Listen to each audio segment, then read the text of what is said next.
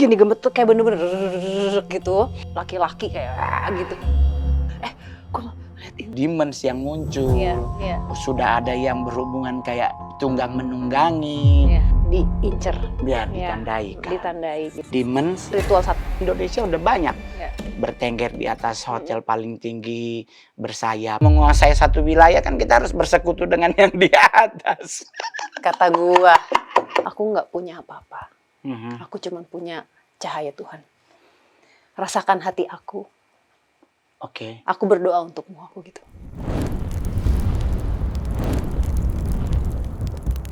Hai teman-teman semuanya, ada yang baru nih dari C8 Podcast. Dan ini adalah konten Mongol yang akan mengundang para tamu yang luar biasa. Yang akan membahas hal-hal yang sangat seru, fenomenal dalam menguak misteri, konspirasi, dan intrik.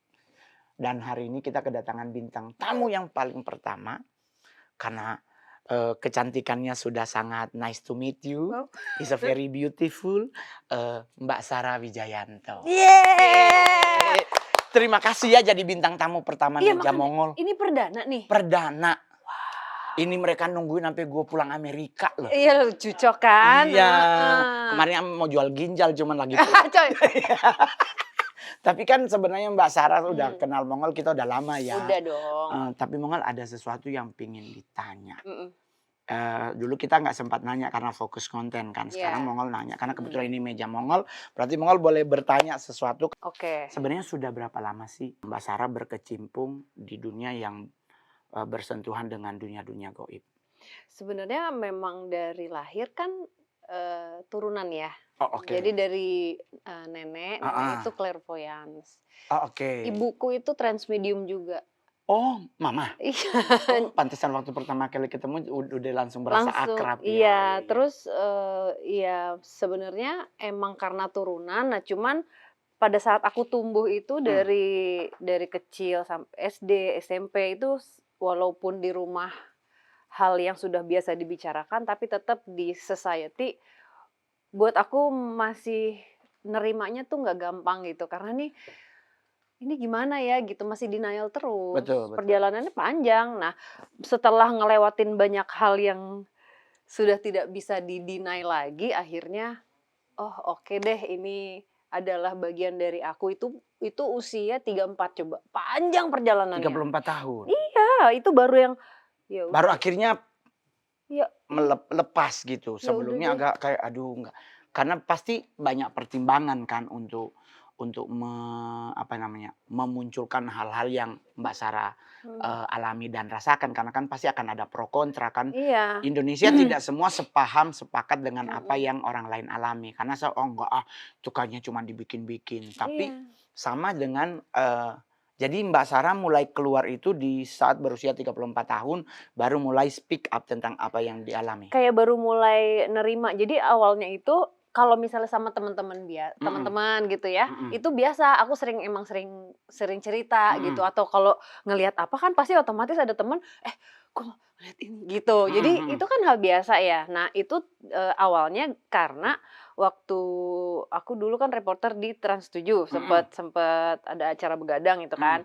Terus dari situ karena sering jalan sama campers sama kreatifnya, jadi sering ngobrol, ini ada itu gitu. Nah, suatu hari mereka ada acara misteri lah gitu. Nah, aku diundang jadi bintang tamu. Nah, dari situ tuh kayak aku mengunjungi lokasi-lokasi di Indonesia yang memang mungkin sebenarnya aku diarahkan untuk mengunjungi tempat-tempat ini. Dan mau nggak mau aku kayak, bisa yuk diasah gitu. Makanya akhirnya oh ya udah deh, jadi banyak kejadian-kejadian dari situ yang bikin aku belajar, yang akhirnya oh ya udah deh gitu. Mungkin emang ini saatnya aku embracing kayak ya udah ini ya udah emang lo aneh gitu. Oke, berarti kan itu butuh waktu ya, tidak langsung serta-merta terus kita langsung keluar, langsung shining di depan orang tentang apa yang kita alami. Nah, sekarang ada fenomena banyak orang-orang yang mengklaim dirinya sebagai seorang indigo. Tapi di saat yang bersamaan kalau kita lihat dari sisi usia maupun dari sisi pengalaman diri itu belum mumpuni. Nah, pertanyaan Mongol tuh untuk mencari tahu mereka yang benar punya feel tentang indigo ini, itu tuh ada ciri-cirinya nggak sih? Atau kadang ya jujur sih Mongol sempat ketemu beberapa orang gitu, terus dia ngajak Mongol ke satu tempat di Cempaka Mas, terus dia bilang, "Ngol, ini ruko ada begini-begininya," tapi di sisi lain Mongol kayak merasa biasa aja sih. Nah, tapi kalau kita ngebantah kan nanti jadi masalah. Iya. Nah, ada nggak sih ciri-ciri orang-orang yang sejujurnya kayaknya cuman pingin cari sensasi atau mungkin cari buat make money lebih gampang dengan mengaku-ngaku indigo? Ada nggak sih ciri-ciri utamanya? Aku kalau misalnya ngomong ciri-ciri utamanya, kita kan nggak bisa ya menilai sesuatu Hmm, gitu ya, hanya dari apa yang kita mhm, lihat mhm, gitu. Cuman mungkin kalau misalnya emang orang yang peka seperti Mongol mhm, sama aku, mhm, kita tahu. mhm. Heeh, tapi maksud aku itu apa ya, tidak perlulah kita kayak, "Oh, ciri-cirinya tuh begini begini Mmm, begini begini." Karena kan pasti setiap orang punya betul, cara betul. sendiri untuk apapun yang mereka ingin lakukan gitu. Jadi cuman Mongol sama Sarah yang nggak ada lah yang lain. Maksudnya orang-orang yang peka yang lain pasti kerasa lah gitu. Bahkan Oke. sebenarnya orang-orang yang mempunyai kemampuan juga banyak nih ya. Jadi mereka terlahir dengan bakat ini ya, Heeh, tapi, tumbuh, dengan, banyak melalui cobaan-cobaan dan heeh. godaan, Tekanan. ya, dan godaan.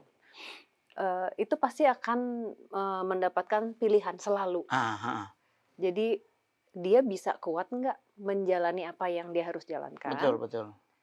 Nah kadang-kadang jalan yang dipilih itu bisa mempengaruhi apa yang dia punya. Oh ya, betul, betul. Jadi mau mau balance atau mau terlalu, ya kalau mau cari duit, ya bisa banget gitu, tapi maukah orang yang mempunyai kemampuan ini, melakukan hal yang Ah, yang ya udah deh, yang penting gue dapat keuntungan gitu kan ada aja iya gitu. Nah, betul. kadang-kadang apa yang dia punya ini bisa lama-lama hilang juga ada. Iya, tapi kan sejujurnya juga kan sama ya, kalaupun kita punya ya tanda kutip gift Mhm mhm. seperti itu kan tidak serta-merta kita langsung apa ya, langsung cespleng kan Mhm. harusnya diasah dulu Oh ya iya, kan. mhm. Nah yang kayak begitu tuh kan sejujurnya kalau di Indo tuh jarang. Mmm. Kalau di Amerika tuh ada, mereka kayak ada sekolah-sekolahnya. Oh iya kalau Ada kelas-kelasnya untuk, soal ini, begini begini. Kalau di Indo kan enggak, kadang akhirnya ada banyak orang yang akhirnya membuat orang berpikir bahwa ini hanya cuma kayak dibuat-buat doang. iya iya makanya Banyak kan? banyak Nah, banyak. Mbak Sarah punya pesan nggak sih buat mereka yang suka buat-buat begini? Karena kalau di agama Mongol, di Mhm. agama Kristen tuh gue masih ingat banget, ada satu kasus Mhm. di Alkitab tuh tentang orang-orang yang ngaku-ngaku bisa ngusir setan. Tahu-tahu kalau bahasa benernya tuh digerayangin sama setannya, Mmm, justru mhm. dipermalukan. Iya iya. Nah itu pesannya buat mereka yang sebenarnya tidak punya gift tapi mengaku-mengaku itu lebih bagus tobat atau Sebenarnya kan kita melakukan apapun di dunia ini kan pasti ada ininya ya, ada hmm, kita sadar akan tanggung jawabnya. iya Itu aja betul, sih. betul sih, Maksudnya benar. tujuannya itu apa? Responsibility life-nya Iya. kita pasti akan diperhadapkan di satu momen. Iya, itu aja sih.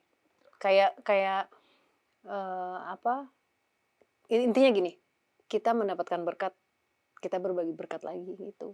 Betul. Itu kan kayak kita hidup cuman berapa sih? Iya benar, Jadi tergantung makanya tujuannya kita mau apa. Mau betul. yang long lasting, kita Atau happy, hari ini jalan, besok habis, iya, atau mau lama, mau panjang. Mau bahagia atau mau mau damai? Oh, iya juga bahagia atau damai. Bener sih, Iya, pilihannya cuma ada 2 itu ya. mhm, Tapi kan berarti usia 34 tahun, mhm, sebenarnya kan sudah dari kecil mhm, ke 34 tahun. mhm, Itu kan berarti berkecimpung, dengan hal yang berhubungan dengan, eee, ya taruhlah mungkin, eee, kalau bahasa Mongol tuh urban legend. iya, bersinggungan lah sama Iya, mereka ya, iya, heeh, iya, bersinggungan mhm, dengan hal-hal yang iya, ya teritori ke bawah. didatengin gitu, Ya, di teritori ke bawah. Dalam fase berhubungan dengan bersinggungan dengan mhm, mereka, mhm, ada nggak sih, momen yang tidak akan pernah terlupakan dalam hidup Mbak Sarah sampai kita ngobrol ini? Ada. Waktu awal-awal aku, jadi co-host di Misteri itu Cool. Mmm, Itu pertama kalinya ada sosok yang masuk ke aku, mhm, ya, itu pertama kalinya sekali.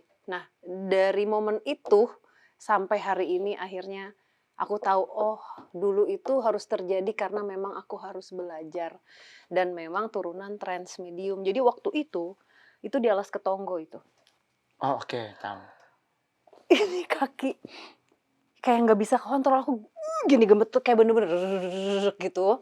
Terus tiba-tiba aku marah banget, aku marah sama salah satu co-host, aku nggak tahu mungkin ada yang bersinggungan energinya, Mhm, terus ada yang masuk, marah oh gitu. oke, Nah tapi dari situ, aku kan takut ya karena kan nggak pernah gitu, mhm, aku nggak bisa kontrol, jadi kayak aku ikutin aja gitu. Nah tapi mulai dari malam itu aku belajar gitu untuk, oh oke nih emang, kayaknya aku harus belajar tahu, gue nggak boleh nih apa namanya, dikuasai sepenuhnya. mmm, Jadi harus harus kontrol diri, harus kontrol diri gitu. Nah itu kan belajar, sempet waktu itu mulai di, Masih Dunia Lain ya. ah Aku kayak karena, wah gue bisa nih ya kan masih muda hah, dulu iya kan ya, betul, komunikasi gini, oh sama itu, ditegur aku, oke ada yang negor, "Nggak bisa kayak gitu. oke Your body is your temple. oke, Kamu harus memilih dengan siapa yang kamu biarkan untuk berbicara melalui kamu. mhm, Bermanfaat, enggak, apa." oke, Itu, nah dari situ belajar lagi, belajar terus, itu kalau habis syuting 4 hari capeknya, tepar, iya, uh, dulu tapi sedih tahu. Tapi dengan kondisi seperti itu, Mmm, kan berarti banyak pembelajaran iya, bahwa ternyata kita harus memilah mhm, siapa yang boleh, iya, masuk. masuk, Berarti kan setidaknya, teritori maupun, urban legend itu kan sudah menguasai. mhm, Tapi kan ada satu fase, mhm, Anda kan naik kelas, ya kan? Sekarang mungkin TKA, TKB, yang TK besar, TK kecil sampai TK besar, masuk SD, SMP, SMA. Ada satu fase yang Mongol tahu banget bahwa Anda sempat ke sebuah negara dan ternyata di situ Anda naik level. Nah, konsep naik level ini apa sih yang Mbak Sarah rasain perbedaan waktu di Indo dengan negara tersebut? Ya sebutlah ke Amerika gitu. mhm. Itu, makanya itu kan, nggak tahu kenapa ya kayak semesta mendorong kita untuk belajar Mhm ya. mhm. Itu waktu di Preston Castle sebenarnya. Oke. Jadi, di Preston Castle itu ada kita berkomunikasi sama satu sosok. Nah, ternyata si sosok ini di belakangnya ada sesuatu yang menguasai dia. Dulu Oke. aku nggak ngerti. Aku merasa tapi belum familiar dengan Sosok tersebut. sosok tersebut dan rasanya kan lain ya, Mhm. gitu. Ini adalah sesuatu yang baru dan aku nggak sama sekali nggak kepikiran ke sana gitu. Oke. Tapi setelah malam itu banyak hal yang terjadi yang akhirnya, oh ya oke nih ini beda. Dan satu lagi aku kemarin tuh baru inget gara-gara nonton lagi. Jadi di bawah aku komunikasi sama ada satu sosok anak kecil di Preston Castle itu. Pada saat aku ngobrol, maksudnya pada saat dia bicara melalui aku, ada yang ngegeser, ada yang masuk ke aku, ngegeser terus bilang, "Ini bukan Denny." Suaranya laki-laki kayak gitu. Mhm. Berarti di saat yang bersamaan tuh kau lagi dikuasai oleh Denny ini, ada yang kayak split Ya, untuk ngomong ke dirimu. iya. Lah ini kan sejujurnya dalam dunia, begini-begini kan nggak mungkin. Hmm, Karena biasanya hanya boleh satu. hmm.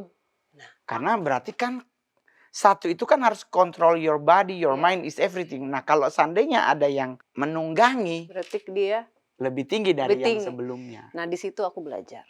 Itu Oh, itu kayak, gimana ya, perasaan kayak aku langsung untung tapi langsung aku dorong terus udah, tapi itu masih kayak belum ngeh tuh. Nah, setelah itu lama. Jadi setahun kemudian kayak ini nyambung semua apa yang terjadi.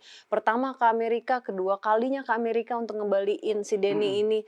Semua ada hubungannya. Jadi si anak kecil ini memang selalu digunakan sama sosok jahat ini untuk mengelabui aku. Oh, oke. Untuk mancing kan, Mhm. gitu, untuk aku supaya, eee, nggak aware, terus dia akan nyusup, pinter loh, level ini nggak main-main Ya, gitu. karena memang kan menurut catatan sejarah kan, Aduh. eee, hikmatnya beliau kan memang lebih Mmm, lebih lebih tinggi dibandingkan, Salomo, Salomo itu apa? Nabi Sulaiman kalau bahasa Islamnya. Salomo Oh, kan yang membuat kalau di Alkitab kitab Amsal dan Pengkhotbah konon kabarnya kan. mmm, Nah, dia ini lebih di atas, lebih tinggi. Jadi dari situ kita kalau Mongol kayak kita nih mmm, ngonten bareng mmm, gitu. Gue juga merasakan beberapa hal yang mulai di awal kita masih ngonten biasa ya mentok ya urban legend. iya, Tapi kesini kok sudah beda ada, kan? iya sudah Mhm, ada demons yang iya muncul, iya sudah ada yang berhubungan kayak tunggang menunggangi. iya.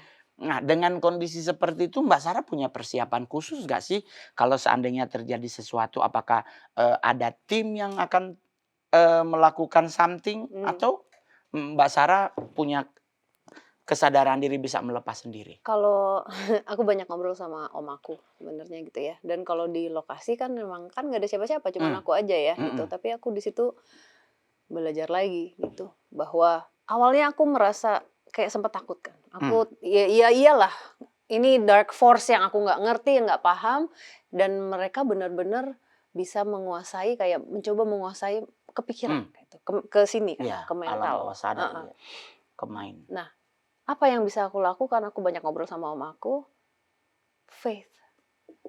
Oke, Jadi dari situ, aku punya apa sih?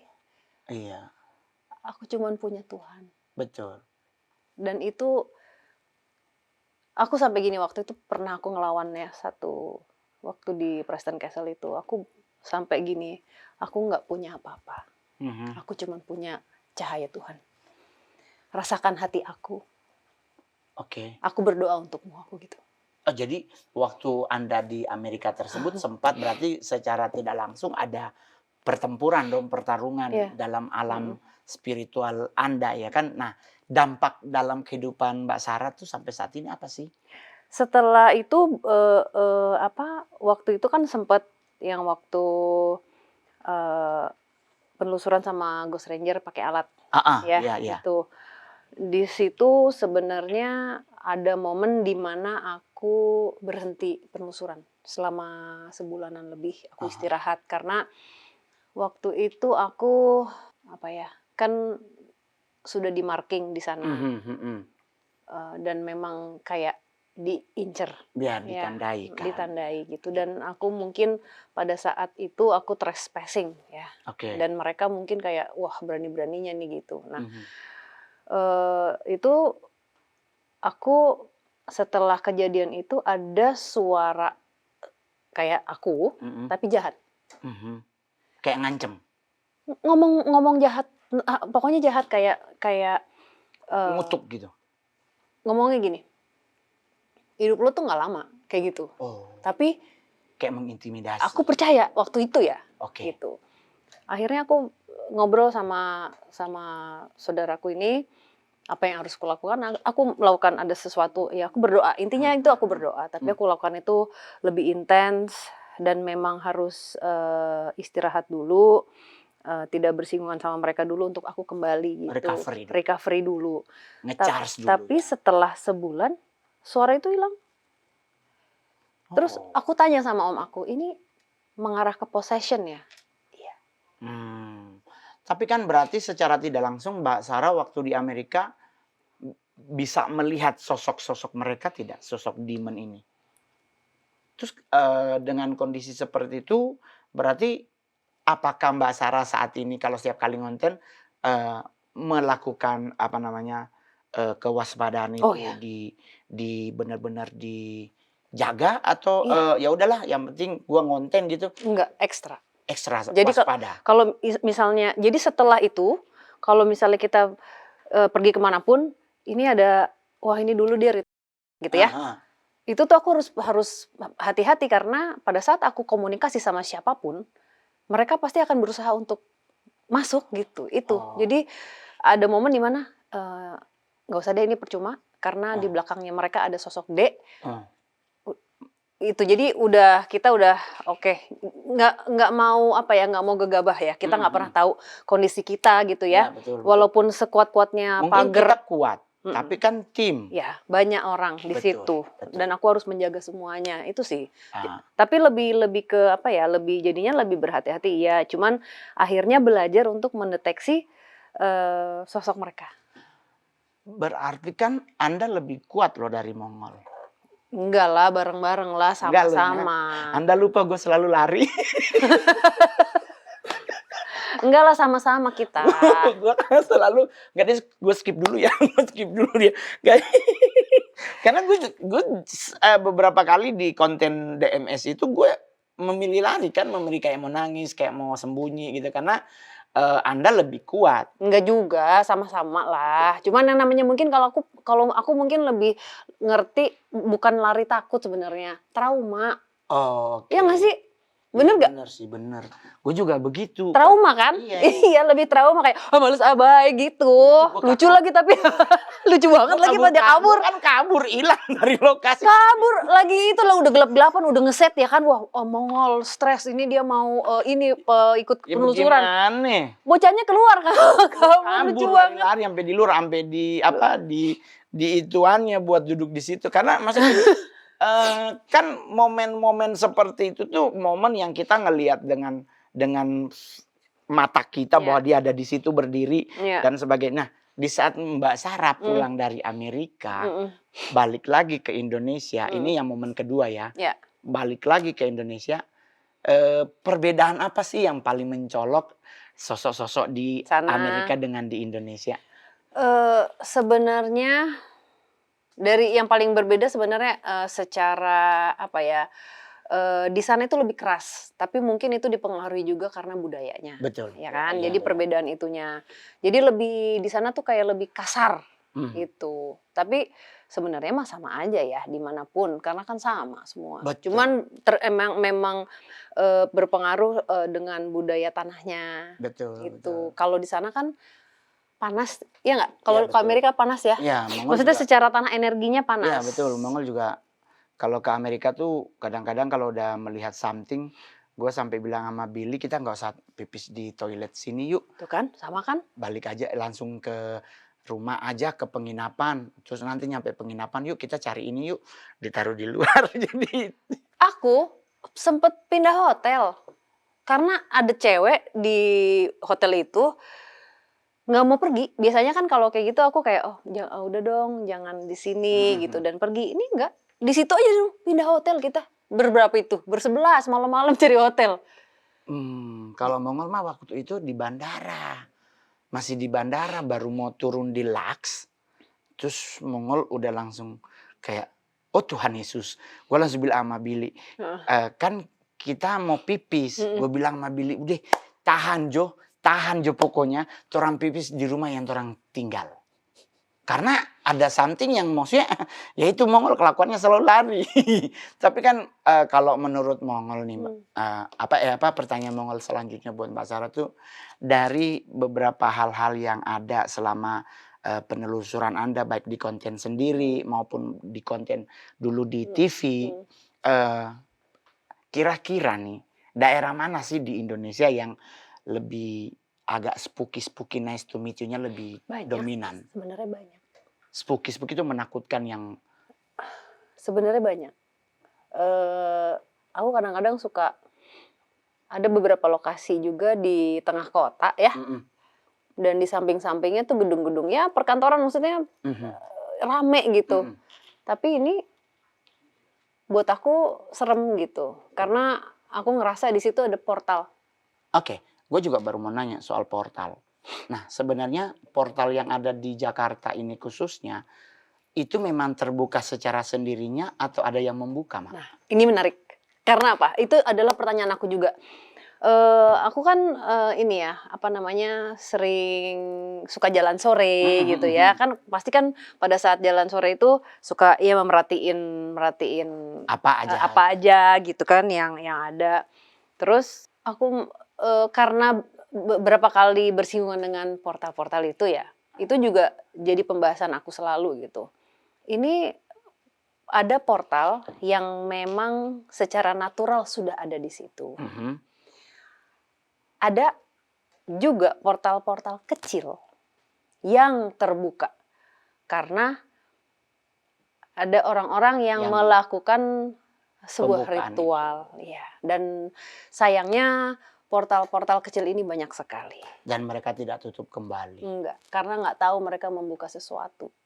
Apakah mereka cuma tahu buka nggak tahu nutup? Bisa jadi, bisa juga. Apakah kita nih yang orang-orang yang nih kan banyak nih para praktisi supranatural, apakah mereka bisa menutup portal yang dibuka oleh orang lain? Harusnya kalau misalnya kita lihat mungkin bisa ya. Cuma aku nggak tahu ya, aku nggak tahu. Tapi pernah mencoba untuk menutup portal kecil? Pernah di Preston Castle. Jadi, kalau di Indonesia di kenapa nggak ditutup? Cuman pernah nggak mencoba menutup portal yang besar? Enggak lah, kan nggak ada. Jadi gini, waktu di Preston Castle itu karena ada portal yang tidak sengaja terbuka, itu aku merasa tanggung jawab juga karena itu dari waktu itu sama Sean ke sana. Okay. Jadi balik lagi, kita doa bareng, itu rumah goyang, gitu. Terus dia Mas Mongol, terus pokoknya kita doa, tutup. Ketutup. Karena mungkin ada aku di situ juga ya sebelumnya. Jadi kita semua merasa bertanggung jawab gitu. Jadi ditutup. Nah, itu bisa. Nah, cuman kalau portal gede udah berapa ratus tahun di situ terbukanya. Nah, sekarang pertanyaan Mongol tuh nih, itu kan di Amerika. Di Indonesia nih, portal di Indonesia tuh ada banyak yang small portal. Banyak. Ini small portal ini mereka membuka tuh sebenarnya buat apa ya? Nah, dulu aku tanya balik nih, dulu Mas Mongol ngapain?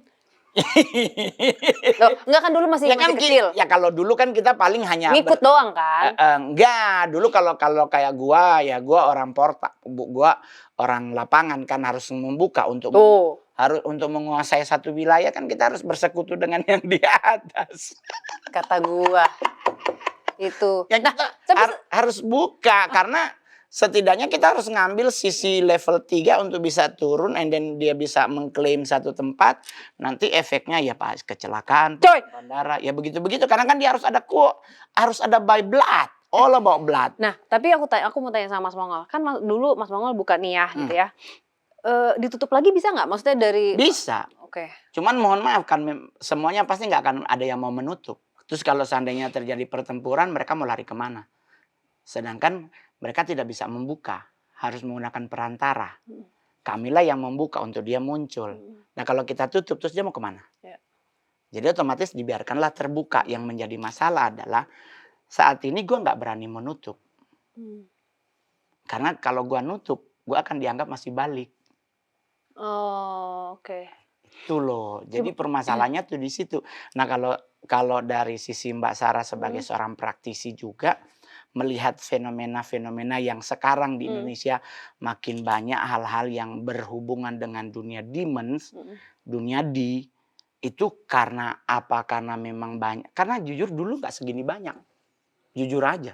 Apa dulu karena kita mentok klinik kali ya. Mentok-mentok ya bebek gombel doang gitu. Nah kalau sekarang kan Indonesia udah banyak. Bertengger di atas hotel paling tinggi, bersayap. Nah ini kan berarti kalau dilihat dari fenomena kan menakutkan nih. Apa sih sebenarnya yang tergerus dari di saat ini? Iman atau rasa penasaran anak-anak muda atau? Sebenarnya kita ini menurut aku ya, Waktu itu aku pernah ngebahas soal pintu layer dimensi yang semakin tipis. Apa sih sebabnya yang jahat ini bisa lebih ke permukaan gitu kan? Terus ya sebenarnya yang mengakibatkan ini adalah manusia juga. Karena mungkin nggak yang mereka ritual satanik, enggak juga. Tapi dari apa yang dia lakukan kesehariannya. Banyak orang serakah, banyak yang harusnya bersyukur diberikan sebuah kedudukan untuk bisa berbuat sesuatu yang baik ya. Tapi ego mungkin serakah itu lagi tuh, keserakah terus tuh. Jadi banyak yang mengambil yang seharusnya Bukan miliknya. diambil gitu. Nah, jadi udah nggak seimbang semuanya. Jadi sebenarnya kalau menurut aku dari energi orang-orang ini yang kok jadinya semakin ke negatif. Jadi itu yang ngebuka pintu sebenarnya karena diberikan ruang. Yang jahat ya seneng lah. Apakah juga berpengaruh karena munculnya buku-buku? Ini mohon maaf ya. Indonesia ini sangat penasaran dengan Gotia. Itu apa? Gotia itu adalah 72 demons yang menyembunyikan harta Nabi Salomo katanya, Nabi Sulaiman. Serem banget ada 72. Dan itu ada bukunya, cara ngebukanya. Itu dijual bebas loh. Bohong. Serius. Bisa diamalin, maksudnya bisa dipraktikin untuk manggil. Yang jadi masalah adalah gue pernah beli bukunya. Dan Tuh ngapain? Enggak, gue pingin tabok yang nulis. Karena yang dia tulis benar demonsnya, tapi bacaannya salah. Ngerti nggak? Maksudnya kayak dia mau manggil ini, tapi bacaannya manggil ini. Jadi di saat dia datang geruduk-geruduk bunyi kayak bunyi tawon, pingsan. Dan mohon maaf, udah kebuka. Nah, oke. Kan ini masalah. Iya, ini menarik juga. Ini sebenarnya, ini kalau tadi kan kita lebih ke kelakuan manusia gitu ya, tapi ini lebih orang-orang yang mungkin melakukan sesuatu yang dia nggak paham. Betul. Dia nggak cari tahu dulu. Betul, kebenarannya. Ya udah begitu. Ya kan pada saat gini deh, misalnya nih ya, kita tahu nih, ini untuk mengundang A gitu ya, kita buka nih ya, itu kan pintu gaib ya. Emang lu tahu yang datang tuh cuma dia doang? Ya, kalau yang lain nyusup gimana? Betul. Yang paling permasalahannya adalah di saat Mongol baca buku itu, mereka mengklaim bahwa si Mr. B ini hadir. Permasalahannya, gue kan selalu bilang di konten, Mr. B ini legionnya ada banyak. Belum tentu dia yang datang.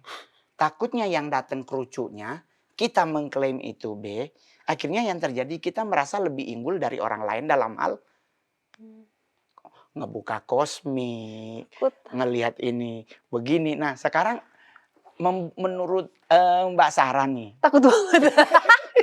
Nggak, soalnya Mongol udah 2 tahun ini kayak pengen gampar orang. Karena apalagi melihat bahkan dijual di bus.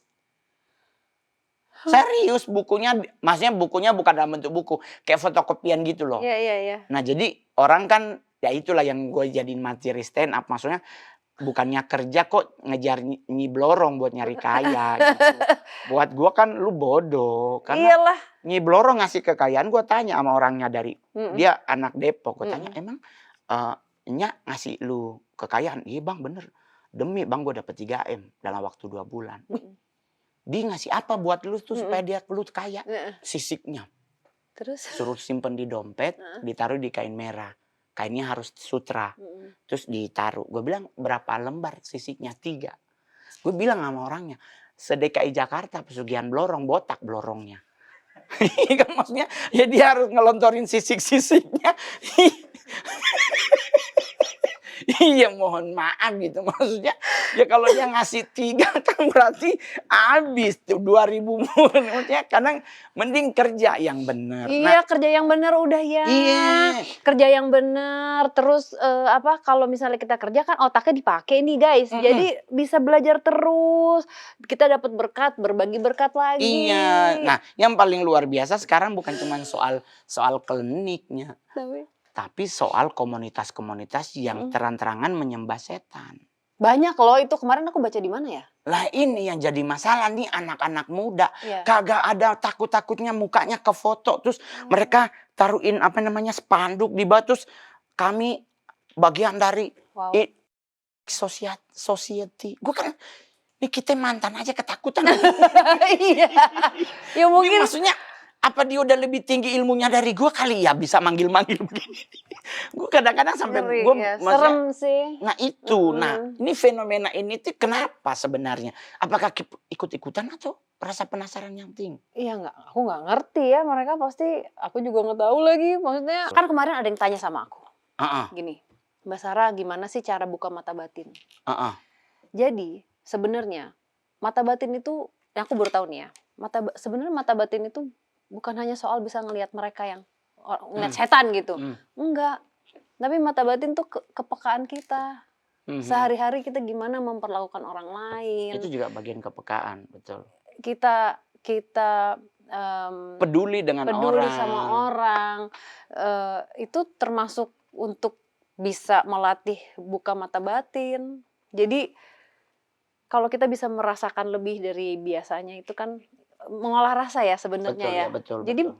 jadi bukan yang ngelihat mereka yang tak terlihat, yang gaib. Iya, itu yang Mongol tuh pernah ngomong di di konten Mongol tuh bahwa untuk bisa mencapai titik yang lu harapkan untuk bisa melihat something tuh tidak hanya diri lu yang harus lu, tapi lu harus mengingat ada tiga hal yang paling utama dari tubuh tuh roh, jiwa, dan tubuh.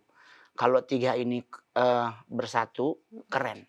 Iya. Tapi kalau cuman 1, 2 yang itu yang nggak Nggak dapet. bisa. Jadi lebih bagus adalah ya udah kalau lu nggak bisa ya jangan maksa gitu. Kan tapi kan ada orang-orang tertentu yang katanya punya ramuan untuk membuka mata batin. Jadi dikucek-kucek tuh. Iya, ada juga katanya kalau mau lihat gini-begini katanya, kebalik gitu katanya.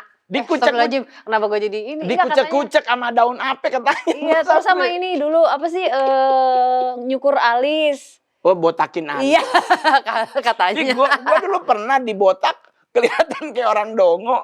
Enggak kali, maksudnya botakin terus suruh ngaca. Ya lu lihat setan, lu gitu kali. Tapi kan di Indonesia emang begitu. Banyak banget praktisi yang mungkin ya itu tadi mungkin itu yang gue selalu bilang bahwa untuk menjadi seseorang yang punya sixth sense tidak semua orang akan dapat. Iya, karena belum tentu pertama kali lu lihat something lu akan bahagia seumur hidup. Karena ada yang akhirnya traumatik dan akhirnya berujung ke hal-hal yang tidak penting. Tapi pertanyaan Mongol selanjutnya gini nggak? Kan pernah ke Annabelle. Oh iya. Apa namanya tuh? Kemarin Mongol mau ke situ. Warren Museum ya. Gue udah pergi ke New Hampshire, terus ke Boston. Udah deket katanya dari situ. Cuman kata kenapa mobil gue mati. Jadi akhirnya nggak pergi ke Annabelle. Terus pas besoknya mobilnya nyala, kita mau ke Annabelle, kita buka media sosialnya, Annabelle-nya tutup. Kayak nggak jodoh. Iya emang nggak boleh kali. Maksudnya emang nggak diizinkan. Cuman di saat nyonya ke Annabelle itu apa sih yang dirasain? Itu pada saat aku masuk. Aku berusaha untuk gini. Aku dengar suara waktu masuk ke dalam situ ya. Itu kayak dipancing egonya aku. Kan si Tony ngejelasin di sini ada barang ini, ada barang itu ya kan. Udah gitu ngomong pakai bahasa Inggris, gue fokus aja ke dia, takut maksudnya biar nggak miss kan gitu. Dan aku tangannya aku begini nih, kalau diperhatiin di videonya aku selalu begini karena aku nggak mau nyentuh apapun gitu. Nah pada saat dia cerita tentang satu patung ada white lady, dia cerita backgroundnya tentang si sosok ini, aku ada muncul gini di dalam diri aku ya, gue bisa cari tahu nih siapa. Sombong, gitu. Kayak kepancing egonya kan? Iya betul. Terus aku yang, oh enggak. Terus ada lagi suara ngomong gini, emang kamu nggak penasaran? Emang kamu nggak mau lihat aku kayak apa? Kamu bisa kok. Itu dari si Annabelle-nya. Jadi dia mancing ego aku. Tapi itu untuk aku lengah supaya aku buka, dia nyusup. Cuman puji syukur tidak tergoda karena aku langsung sadar pada saat aku ngomong gitu, wah enggak gitu. Kalau itu kan di Annabelle House, pernah nggak sih di Indonesia merasakan hal-hal yang sama di satu tempat gitu? Kayak gue tuh yang di rumah sakit pertama kali ketemu Ma Ana Cike, yang gue lari gara-gara di ujung gue lihat something, terus gue minta istirahat itu kan karena gue juga ngerasa kan gue dateng awal, gue duluan nyampe kan, di luar gue udah bilang sama sopir, ini kayaknya kalau ada apa-apa nyalain ya mobil. Gue bilang loh maksudnya nyalain mobil, kalau ada apa-apa gue kabur. Iya. Kalau gue untuk kabur gue gampang, ada yang bisa, udah gue prepare di mobil untuk gue setiap kali syuting tuh apa aja yang gue siapin kalau ada apa-apa. Nah itu yang gue bilang, jadi gue lihat itu gitu, gue sembunyikan. Nah itu kayak begitu, pernah nggak sih Mbak Sarah di satu lokasi di Indo, entah di provinsi mana, mengalami hal-hal yang kurang lebih sama? Ada. Mereka selalu ngincer, Main? iya, dipancing ego kita itu. Tapi makanya kan harus ngejaganya lahir batin loh. Iya benar. Kita harus menjaga juga gitu. Kan, satu yang pertama ngelawan setan yang ada dalam diri kita ya kita Iya sendiri. benar, kita sendiri. Kita sendiri. Kan, manusia kan ada sisi positif Iya benar, negatifnya. betul. Nah kalau kita kalah, ya udah jadi anak setan lu. Coy, astagfirullahaladzim. Loh, iya Gambar kan? diri kita jadi rusak dong ya kan? Iya. Nah, Iya. sama ini aku mau tanya, sama Mas Mongol ya. Jadi waktu itu aku sempet, jadi ada film yang di-ban di mana-mana karena ini mengangkat tentang human trafficking ya kan. Nah di situ aku nonton dokumenter lah gitu. Nah katanya di South Africa itu ada dan nomor 1 itu katanya untuk ritual ilmu hitam, lakunya. Berarti kan masa sekarang. Iya emang. Kan kalau boleh gue jujur di Indonesia juga tidak ada pabrik pembuat, maksudnya adalah apa namanya, tempat-tempat yang berkedok sebagai rumah bersalin, tetapi maksudnya mereka lebih ke praktek. Kalau dalam dunia kan, kalau di ritual besar tuh kan memang harus ada tubuh kan, harus ada, nggak boleh diapa-apain, harus utuh, nanti sampai di sana dirombak dengan apa, terus nanti diminum oleh para leadership. Soalnya kan kalau misalnya aku penelusuran ada beberapa kali, ini bukannya cuma sekali 2 kali, sering banget ya ketemu sosok yang pernah melakukan itu. Artinya dia bercerita, pikiran aku tuh, oh ini terjadinya zaman dulu gitu. Dan ternyata pas aku tahu kayak, oh ini masih terjadi berarti Ya, di dunia modern ini gitu. sampai hari ini di Amerika juga begitu. Jadi sejujurnya dalam hal kan pertanyaannya kenapa sih harus darah? Ya kan? Kalau soal itu kan karena mungkin faktor. Tapi kan pertanyaannya kenapa darah? Darah itu kan sebenarnya apa, dalam tanda kutip tuh sosok. Jadi kalau itu kayak kita belajar apa tentang Kain Habel kan yang ngadu kepada Tuhan kan darahnya. Bukan orangnya kan. Terus dia darahnya itu ngadu ke Tuhan. Jadi darah itu adalah sosok yang punya nyawa. Nah, darah itulah kayak maksudnya apa? Kayak melakukan pelecehan secara to the point kepada pencipta, kepada bos besar, pada Tuhan. Bahwa dia merancangkan hal-hal yang baik, tapi Satan bisa membuat itu yang tadinya baik, tapi ternyata ujung-ujungnya nggak baik. Nah, kalau kita kayak gua nih, itulah kenapa gua ada traumatik tertentu yang gua selalu kayak ke rumah sakit, kemana gitu, kayak gua makan ceker ayam, gua nggak pernah mau makan, karena ada sisi-sisi yang gua merinding. Ya yang waktu Mas Mongol cerita di Bicara ya waktu itu. Jadi ada hal-hal yang lu boleh tanya ke orang rumah, gua di rumah makan ikan hanya 6 macam, nggak boleh lebih. Karena ada beberapa hal yang kayak gua keinget-inget masa lalu gitu. Jadi terus dalam dunia kan itu namanya pengorbanan. Pengorbanan ini kan ujung-ujungnya untuk something, untuk ketenaran, untuk ini, gabung dengan komunitas organisasi ini, untuk bisa mendompleng satu karya kita. Itu kalau di Amerika mah terang-terangan mereka lakukan. Mereka bikin konser berhubungan dengan panggungnya dirombak. Itu benar ya berarti? Oh iya. Karena tata letak panggung mempengaruhi atas. Kan kalau panggungnya, ya kalau kayak kita di sini panggung kayak panggung KKR ya cuman segitu-segitu doang ya. Kalau di konser-konser yang besar tuh artis-artis luar negeri bahkan di Asia mereka ada tata letak panggung. Tata letak panggung ini bisa juga tidak ada hubungannya dengan apapun, tapi bisa juga berhubungan.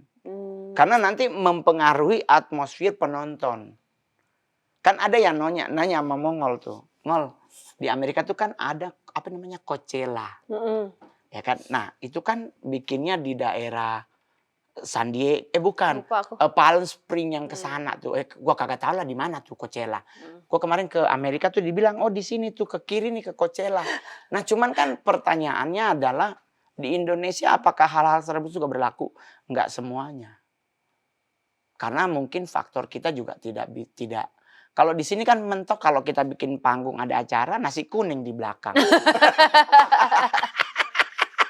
Iya ya, iya lagi. Iya. Nah, Nasi kuning. tapi kan kita balik lagi nih. Ini kan meja Mongol tuh membahas hal-hal yang fenomenal. Ya kan? Hal-hal yang nice to meet you lah. Intrik-intriknya ada. Nah, sekarang kita balik ke titik yang masih aktif saat ini di Indonesia. Nah kan Mbak Sarah tuh tadi spill soal lokasi yang portal di Jakarta. Di Jakarta selama pengalaman Mbak Sarah dari pusat, selatan, timur, utara, Jakarta Barat, Anda sudah pernah mengelilingi untuk ngonten. Di Jakarta mana yang Anda pernah lihat portal yang besar? Kalau di Jakarta waktu itu ada episode Gerbang Iblis itu di Jakarta Timur kalau nggak salah. Itu. Oke. Itu tapi kalau dibilang besar nggak terlalu besar sebenarnya, cuman lumayan ya itu ya buat aku ya. Terus kemudian terakhir tuh aku juga ketemu tapi nggak masif kayak, tapi itu negatif gitu. Kalau yang gede-gede, nah aku nggak tahu nih.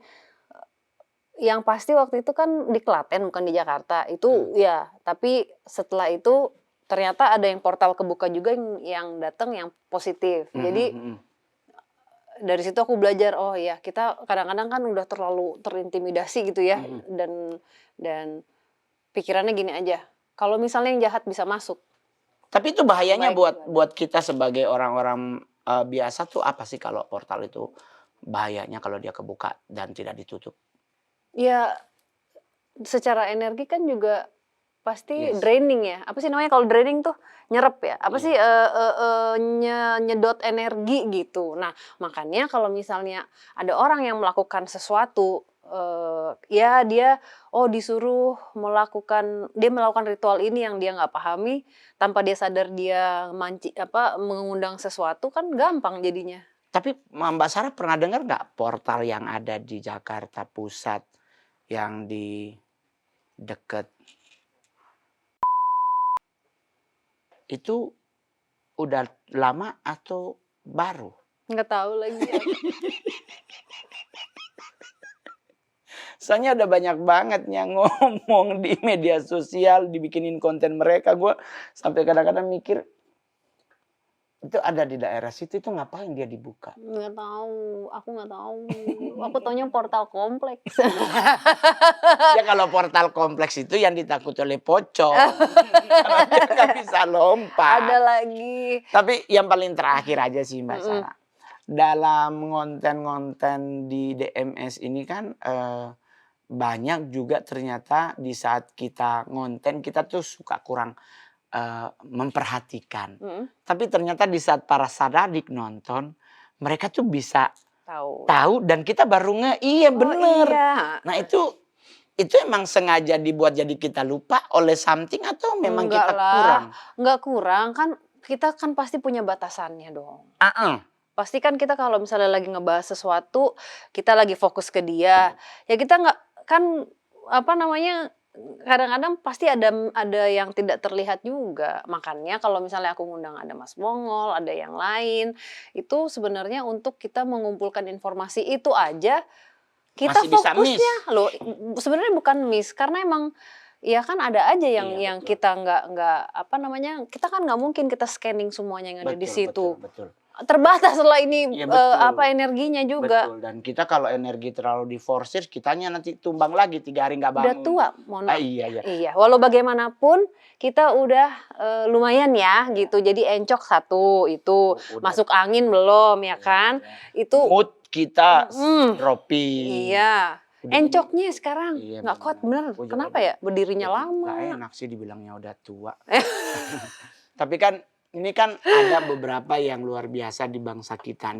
Ada beberapa gedung-gedung yang diindikasi Kan diindikasi, kita tidak menuduh Iya, ya. iya. Diindikasi Heeh. gedung-gedung ini nih kayaknya ada something di saat pembangunannya itu Emang kayak iya? jadi kelihatan kayak mata satu gitu ya Oh. kan. Kalau dilihat dari udara itu kan Horus Eyes. Oh. Itu kan mata Horus yang dicabut oleh si Set karena faktor kecemburuan sosial. Harusnya kan Set yang jadi raja setelah bapaknya mati. Ternyata bapaknya memilih Horus, dicabut lah matanya.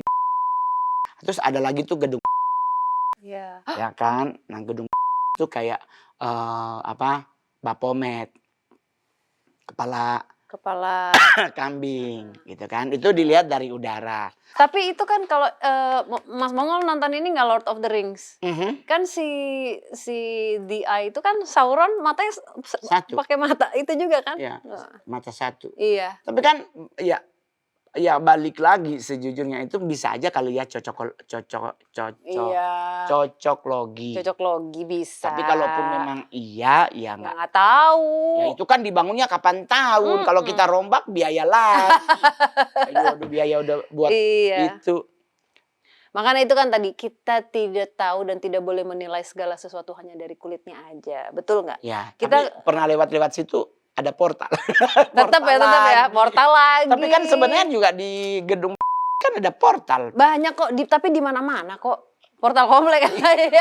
Iya, banyak portal. Di depan Satpam kan ini loh, portal. Portal kan nggak mungkin. Apalagi sebelahnya kan rumah tinggal. Di dalam diri kita juga ada portal. Portal apa? Portal masuk ke hati kita. Tergantung mau dibuka atau ditutup. Kayak Tapi mana sih? terakhir sih, Iya. pesan Anda buat teman-teman yang Iya. punya sixth sense, terus melihat fenomena-fenomena yang ada. Mm-mm. Karena kita tuh kadang-kadang suka kayak ini, mohon maaf ini closing. Kemarin kan mau ke Amerika. Mm-mm. Terus lagi tidur kan jam kita beda, jam Iya. ame kita jam berapa di telepon masuk. Ngol, pulang jo besok. Orang kirim doi tiket. Karena ini Iran mau serang Amerika dengan rudal. Jadi kayak kepanikan padahal Iran jauh banget, Amerika di sana. Nah, dengan kondisi seperti itu kan berarti sedangkan di Amerika aja santai-santai. Kita yang di sini yang mengalami kayak kepanikan. Nah, kan itu ternyata juga sama dialami oleh banyak orang. Dalam hal baik hidup mereka maupun dunia-dunia yang tidak terlihat kasat mata. Karena kan ada banyak orang Indonesia, lucunya Indonesia begini. Gue nggak bisa lihat sih bang, tapi feeling gue bener loh bang. Nah itu fenomena itu bagaimana sih mak menjelaskannya?